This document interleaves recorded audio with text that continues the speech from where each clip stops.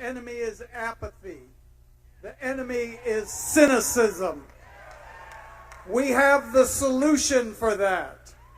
Please allow me to introduce to you the next President of the United States of America, Senator Bernie Sanders.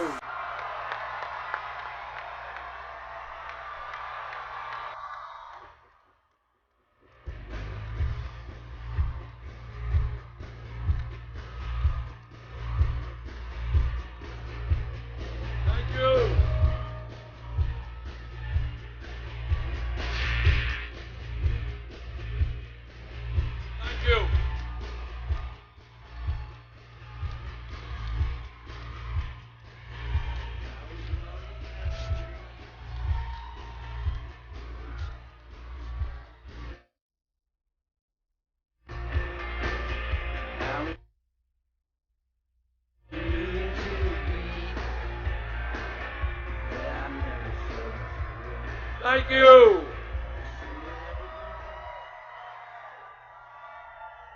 Thank you, Iowa.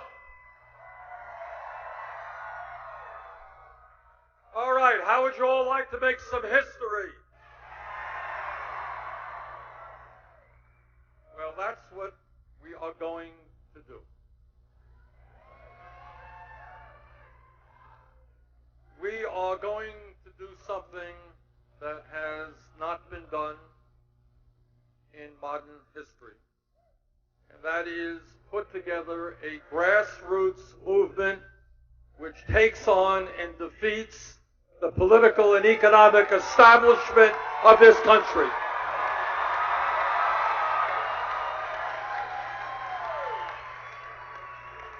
I think all over this country, people are saying, enough is enough. You know, I don't think it is a radical idea to suggest that maybe, just maybe, we have a government that represents the middle class and working families rather than billionaires and corporate America.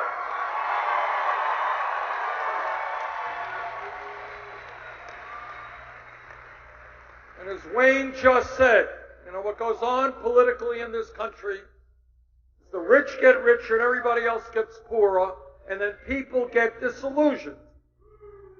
And they say, you know, I can't afford to send my kids to college. I'm working 2 or 3 jobs. I don't have any health insurance. I'm worried about climate change. What are these guys in Washington doing? I'm not going to vote. That's the wrong answer. The right answer is that we come together and we change the system. The right answer is that we don't allow them to divide us up if we're black or we're white or we're gay or we're straight, man or a woman, born in this country, not born in this country.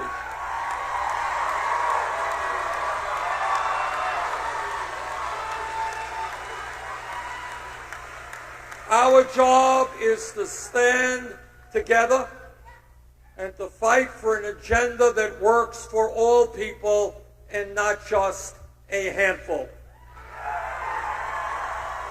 Now, I don't know about you, but it strikes me as a little bit strange that in the wealthiest country in the history of the world, we have the highest rate of childhood poverty.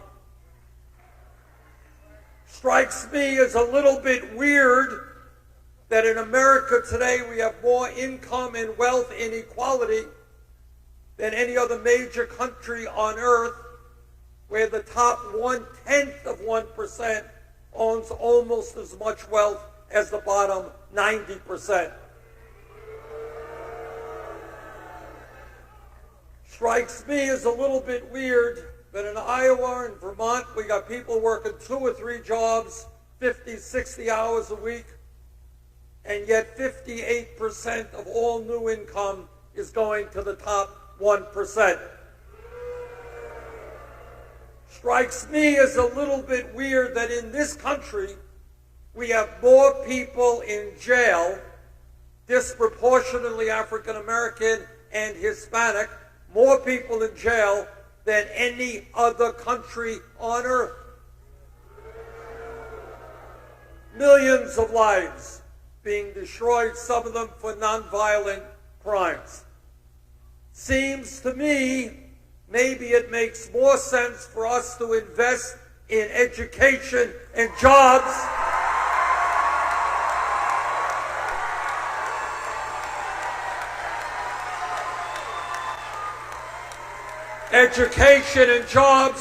rather than jails and incarceration.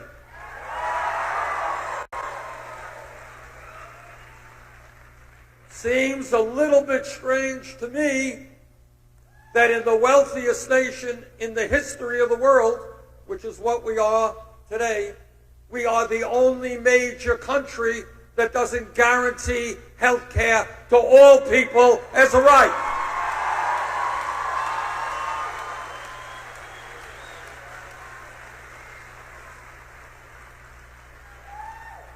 Seems a little bit strange to me that when my Republican colleagues talk about family values, what they're really talking about is saying that women should not be able to control their own bodies.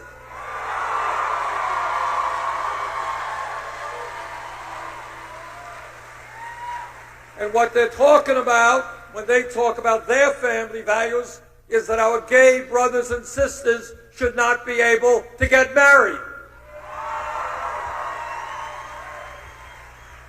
Well, my wife and I, Jane is here someplace, there she is.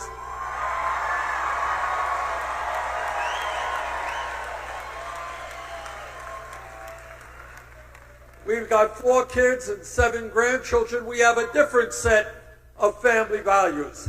How about a family value that says the United States joins the rest of the world in providing paid family and medical leave? How's that?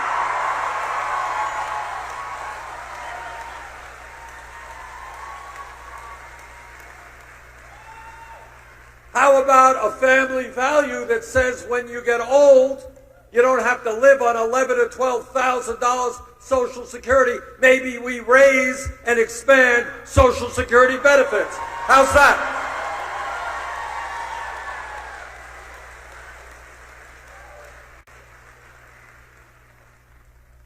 And how about as a family value, maybe we tell the drug companies to stop ripping off the American people?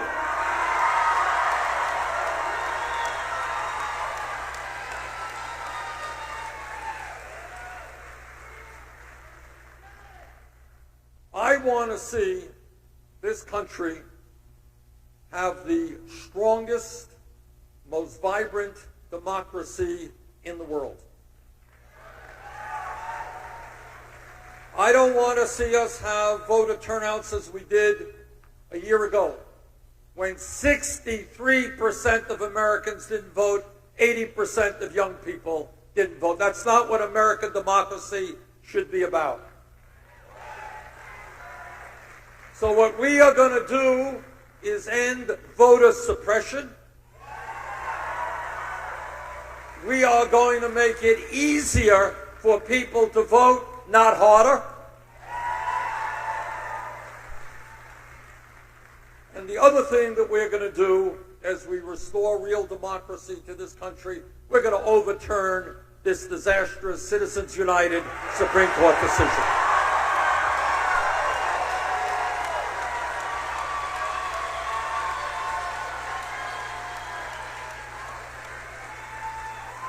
Now, I am very proud, I really am, to tell you that we are one of the very few major presidential campaigns that does not have a super PAC.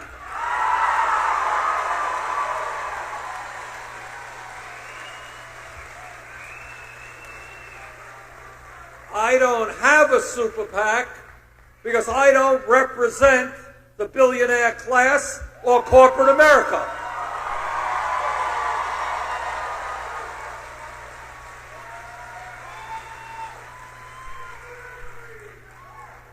And what I am immensely proud to tell you, I want you to hear this. We have received more individual campaign contributions at this point in the campaign than any campaign in American history.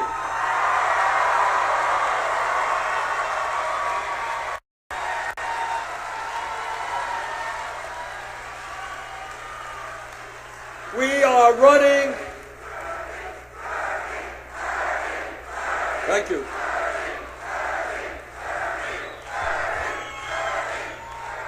We are running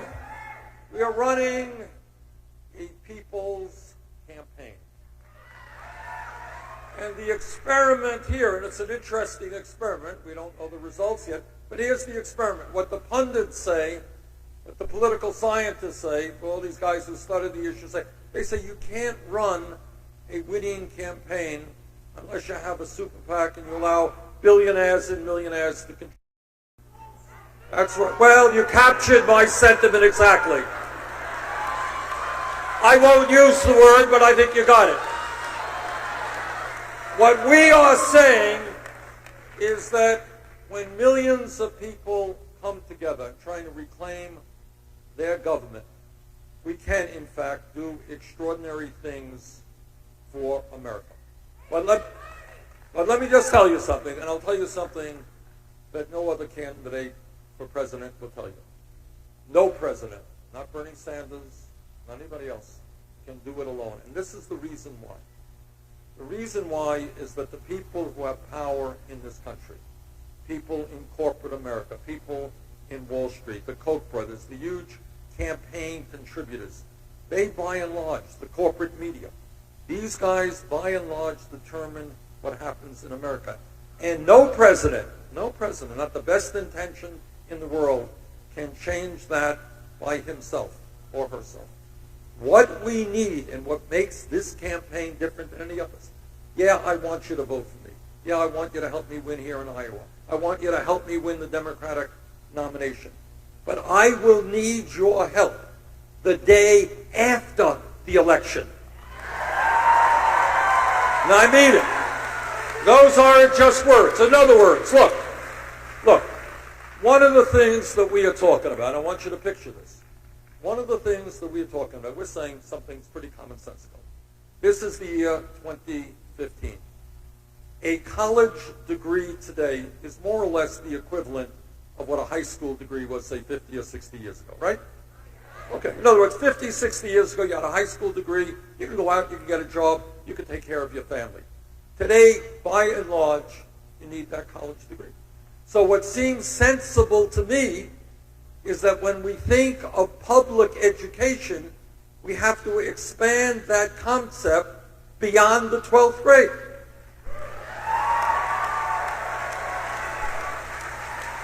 Which is why I am fighting to make public colleges and universities tuition free.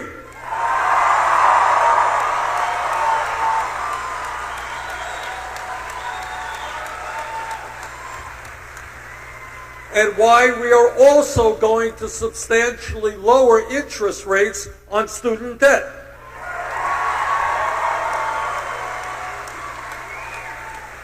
But here's the point. The point is, all over America, people think it's a pretty good idea, but it's an expensive idea. It truly is. Now, how are we going to raise the money? I'll tell you how we're going to raise the money and why I need your help to make this happen. We're going to put a speculation tax on Wall Street.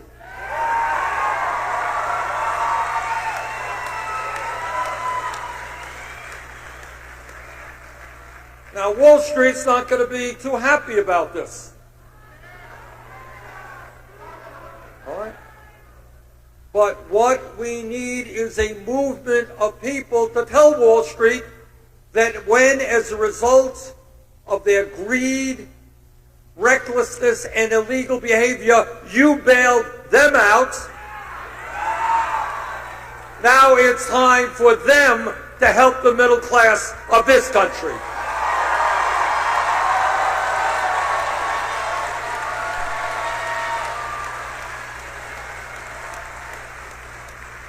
So as president, yeah, that's what I will tell them. But what's more important is I'll say, look out the window, read your emails, listen to your phone calls. That's what the American people want.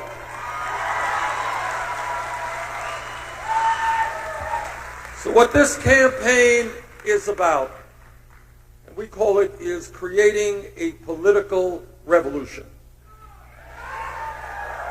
And that means we bring millions of people together in the middle class, working people, low-income people, black and white, young and old. We bring people together to create a government that works for us all. That's what it's about. But we need to do that.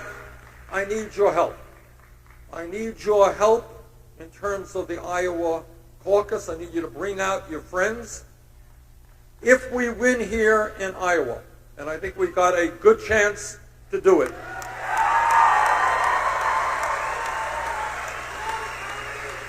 and if we win in New Hampshire, and I think we've got a good chance to do that,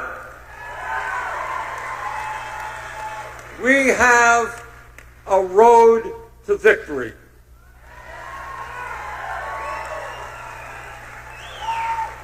So if you are interested not just in electing somebody to be president, but if you're interested in transforming the United States of America, if you're interested in participating in a political revolution, we need your help. Thank you.